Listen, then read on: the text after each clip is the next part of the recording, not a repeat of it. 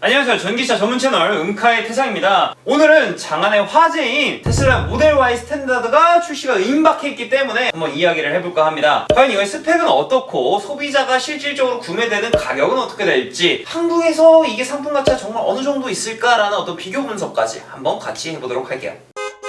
일단은 테슬라 모델 Y 가격과 스펙 이야기하기 전에 살짝 역사를 살펴보자면, 원래 모델 Y 스탠다드 판매하고 있었지만 어느 순간부터 판매를 하지 않았죠. 왜냐면은 한국에서 그 보조금 기준을 맞추다가 테슬라가 막 빡이 쳐가지고 없애버렸다라는 말도 있고, 사실 테슬라가 주장하는 바는 테슬라가 생각하는 기준에 부합하지 않기 때문에 없애버렸다라고 했어요. 하지만 사실 수익 구조가 모델 Y 롱레인지에 비해서 마진율도 낮고 그래서 없애지 않았나라고 생각을 하고 있었는데, 딱 한 군데 중국에서는 판매를 하고 있었습니다. 중국에서 나오는 대부분의 자동차들은 중국의 LFP 배터리를 탑재해서 나오고 있어요. 그러니까 단가가 기존 NCM 배터리보다 현저하게 저렴하기 때문에 테슬라는 중국에서는 LFP 배터리를 탑재해서 중국 내수용으로 판매를 했었던 거죠. 금액을 굉장히 저렴하게요. 근데 이게 굉장히 전 세계적으로 관심이 더 많이 가니까 테슬라가 이걸 조금씩 풀기 시작해요. 드디어 이 LFP 배터리를 탑재한 테슬라 모델 Y 스탠다드 모델이 한국에도 들어오기 시작한 거죠. 그러면 이번에 테슬라가 재발매한 테슬라 모델 Y 스탠다드에 대해서 한번 스펙 먼저 살펴보도록 할게요.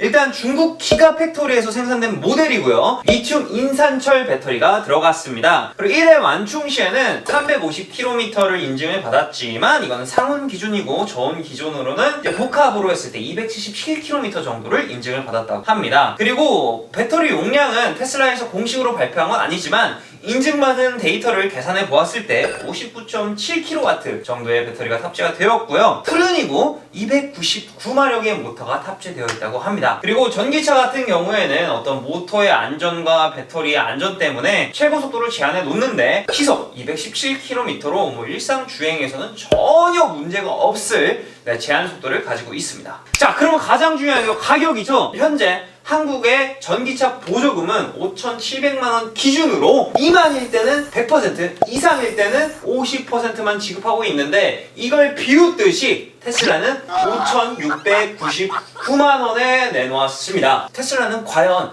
한국에서 보조금을 100% 다 지급받을 수 있을까가 여러분들 굉장히 궁금하실 텐데, 대한민국은 그렇게 호락호락하지 않습니다. 대놓고 국내 기업을 밀어주고 있는 상황이라서 100%를 받지 못할 것 같아요. 한번 자세히 알아볼게요.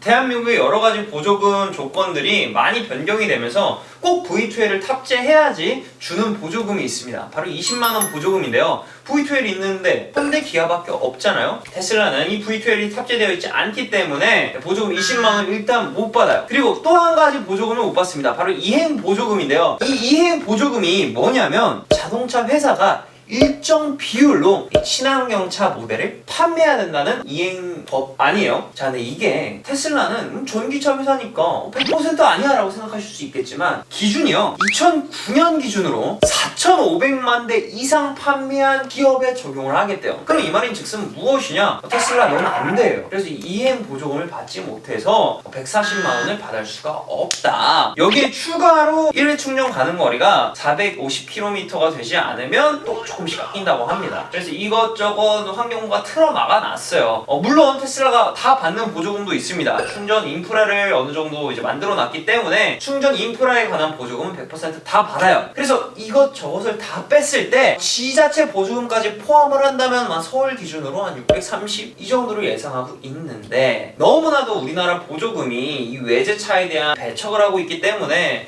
정확하게 이거다라고 말씀드리기 좀 애매할 것 같아요. 대체 이 모델 Y 스탠다드가 왜 가성비라고 사람들이 이야기하냐고 한번 따져봤을 때 아이오닉 5, EV6, 아이오닉 6를 스탠다드 모델 기준으로 비슷한 옵션을 넣어봤을 때 금액 차이가 한 300에서 400만원 정도밖에 차이가 나지 않아요. 그럼 300에서 400만원 정도 더 내고 전기차 시장을 선도하는 테슬라, 심지어 외제차, 브랜드 이미지도 너무 좋은 테슬라를 탄다? 사람들한테는 굉장히 가성비로 다가오게 되는 것이죠. 자, 그럼 여기서 가장 중요한 거, 테슬라가 정말 대단한 거는 그냥 정말 순수하게 가격만 낮췄다는 거예요. 굳이 모델 Y 롱레인지 모델과 조금 비교를 해보자면 안개등 하나 빠졌습니다. 나머지 다 똑같아요. 또 옵션까지 다 추가를 할 수 있습니다. 테슬라 홈페이지가 지금 현재 옵션 선택이 있다 안 됐다 하는 것 같아요. 근데 일단은 지금 또 현재 이제 7월 18일 기준으로는 모든 게 가능합니다. 128만 원 돈의 금액을 추가해서 외장 색상 변경 당연히 가능하고요. 19인치에서 20인치로 한 250만 원 돈 추가하면은 바로 휠 변경 가능하고요. 인테리어 옵션 화이트로 128만 원 돈 추가하시면 바로 변경이 가능하고, 심지어 이 full self driving 충분히 900만 원 돈 넣으시면은 추가 가능하시고요. 그 다음에 EAP라고 해서 향상된 오토파일럿 450만 원 돈 내시면 충분히 가능합니다. 테슬라는 우리가 중국산 리튬 인산철 배터리를 탑재한 만큼 저렴하게 만들었으니 너네도 저렴하게 가져가. 소비자 입장에선 굉장히 환영할 만한 일이죠. 자, 이렇게 다 알아봤어요. 자, 스펙도 알아봤고 금액도 알아봤고 뭐가 차이점이 있는지도 알아봤고, 그러면 가장 중요한 거, 대체 언제 받을 수 있냐, 이게 굉장히 중요하실 텐데요. 일단 기사를 보시면 테슬라의 주장으로는 3분기 정도에 인도가 가능할 것 같다라고 이야기를 하고 있습니다. 그러니까 뭐 한 8월, 9월, 10월. 여러분 여기서 속으시면 안 되는 게 1차 인도 분량이 한국에 들어온다는 거예요. 그럼 2차는 언제냐? 테슬라는 몰라요. 그래서 정말 구매를 희망하시는 분들은 지금 빨리 들어가셔서 계약을 걸으셔야 1차 인도 분량에 좀 맞춰서 우리가 차를 받을 수 있다. 그리고 2차로 넘어가게 되면 언제일지는 모른다. 이렇게 생각을 해주시면 될 것 같습니다.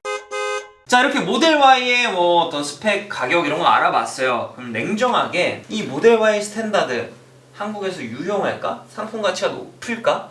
요걸 한번 따져보도록 하겠습니다. 단순히 테슬라의 어떤 브랜드 가치만 보고 가격이 저렴하다고, 그리고 조금 짧은 주행거리, 나 충전소 집 근처야, 혹은 집에 충전기가 있어 하시는 분들 무작정 구매하시면 안 된다고 생각을 해서 제가 좀 짧게나마 준비를 해봤습니다. 자, 첫 번째는 충전 인프라예요. 미국 기준으로는 테슬라 안 타면 정말 바보가 될 정도로 미국 전역에 테슬라 슈퍼차저가 다 깔려있고, 심지어 충전 표준 규격을 테슬라의 슈퍼차저로 바꾸려는 움직임이 있죠. 하지만 한국은 어떻습니까? 일단 테슬라의 슈퍼차저는 사유지에만 들어갈 수 있습니다. 결국에는 우리가 장거리를 이용할 때 휴게소에는 슈퍼차저가 들어가지 않는다는 점이에요. 그럼 테슬라 오너분들이 이렇게 말씀하실 거예요. 어댑터 꽂아서 하면 되지 않냐? 냉정하게 따져봤을 때 환경부가 설치한 이 충전소들은 굉장히 관리가 되어 있지 않습니다. 그러면 현대 이핏을 사용하는 게 휴게소에서 가장 좀 깔끔하고 편하고 빠르게 충전을 하는 방법인데, 현대 이핏은 이 어댑터를 통해서 충전하는 걸 지원을 막아놨기 때문에 테슬라 오너분들은 현대이핏도 사용하지 못해서 장거리 이동 시 진짜 불편함을 많이 느끼실 수가 있어요. 두 번째는 바로 이 주행 가는 거리예요. 350km 딱 들었을 때는 솔직히 부족함은 없잖아요. 그런데 이게 실질적으로 정말 350km가 불편하실 수가 있어요. 뭐 봄, 가을철 날씨 좋을 때는 350km가 다 나오겠지만, 조금만 추워져도 히터를 틀게 되면 주행 가는 거리가 뚝뚝 떨어져요. 과연 이 짧은 거리가 소비자에게 맞나라는 생각이 듭니다. 자, 그리고 세 번째로 한 가지 여러분들이 꼭 고민해 보셔야 될 거는 테슬라의 편의성이에요. 테슬라 너무 신기한 기능들 많죠. 막 게임도 하고 영화도 보고, 근데 이 모든 기능 다 테슬라가 자랑하는 가운데의 센터 대형 스크린을 이용한다는 거예요. 하지만 주행 중에 테슬라 이 대형 스크린은 굉장히 가치가 떨어집니다. 내비 때문인데요. 테슬라는 기본적으로 테슬라 자체 내비를 사용해야 돼요. 안드로이드 오토나 애플 카플레이를 지원하지 않습니다. 그렇기 때문에 이 기본 내비를 사용해야 되는데, 이 내비가 진짜 결국에는 사람들이 거치대를 사서 핸드폰으로 보게 됩니다. 그러면 불편함 없네 라고 하실 수 있겠지만, 이 테슬라가 자랑하는 이 대형 스크린을 활용하지 못한다는 점, 이게 저는 굉장히 좀 단점이라고 생각을 해요. 그래서 무작정 싸다고 구매하시지 마시고 꼭 한번 체험을 해보시거나 좀 더 많은 자료들을 보고 한 번 더 신중하게 구매해 보시길 바라겠습니다. 자, 이렇게 오늘은 테슬라 모델 Y 출시 소식에 대해서 정리도 한번 해보고, 실질적인 구매 가격도 한번 예측해보고, 저희 개인적인 이 테슬라의 한국에서의 상품 가치도 한번 이야기를 해보았습니다. 그럼 지금까지 전기차 전문 채널 은카의 태상이었습니다. 반갑습니다.